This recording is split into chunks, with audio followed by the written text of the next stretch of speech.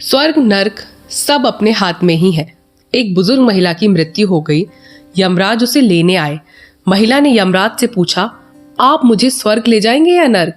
यमराज बोले, दोनों में से कहीं नहीं। तुमने इस जन्म में बहुत ही अच्छे कर्म किए हैं, इसलिए मैं तुम्हें सीधा प्रभु के धाम ले जा रहा हूँ। बुजुर्ग महिला खुश हो गई और बोली, धन्यवाद, पर मेरी आपसे एक विनती है।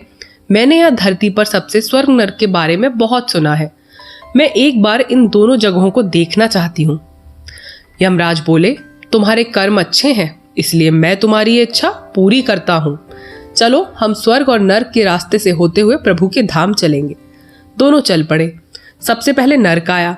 नर्क में बुजुर्ग महिला ने जोर जोर से लोगों के रोने की आवाज सुनी। नर्क में सभी लोग दुबले पतले और बीमार दिखाई दे रहे थे। महिला ने एक आदमी से पूछा, यहाँ आप सब लोगों की ऐसी हालत क्यों है?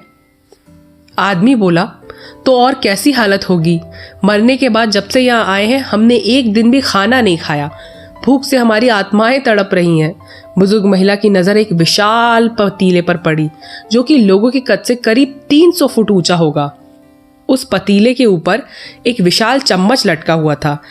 उस पतीले में से बहुत ही शानदार खुशबू आ रही थी। बुजुर्ग महिला ने उस आदमी से पूछा, इस पतीले में क्या है? आदमी मायूस होकर बोला, ये पतीला बहुत ही स्वादिष्ट खीर से हर समय भरा रहता है। बुजुर्ग महिला ने हैरानी से पूछा, इसमें खीर है? तो आप लोग पेट भर के ये खीर खाते क्यों नहीं? भूख से क्यों तड़प रहे हैं? आदमी रो रो कर बोलने लगा, कैसे खाएं? ये पतीला 300 फीट ऊंचा है। हम में से कोई पतीले तक नहीं पहुंच पाता। बुजुर्ग महिला को उन पर तरस आ गया। सोचने लगी, बेचारे खीर का पतीला होते हुए भूख से बेहाल है।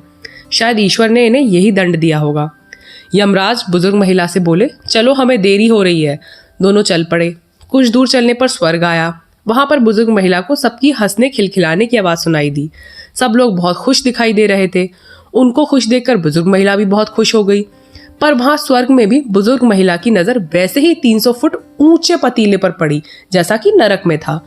उसके ऊपर भी वैसा ही चम्मच लटका हुआ था। बुजुर्ग महिला ने वहां लोगों से पूछा, इस पतीले में क्या है? स्वर्ग के लोग बोले, इसमें बहुत स्वादिष्ट खीर है। बुजुर्ग महिला हैरान हो गई। उनसे बोली, पर यह पतीला तो 300 फीट ऊंचा है। आप लोग तो इस तक पहुंच ही नहीं पाते होंगे। उस हिसाब से तो आप लोगों को खाना मिलता ही नहीं होगा। आप लोग भूख से बेहाल होंगे।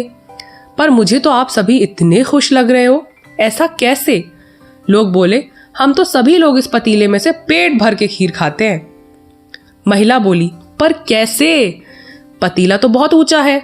लोग बोले, तो क्या हुआ?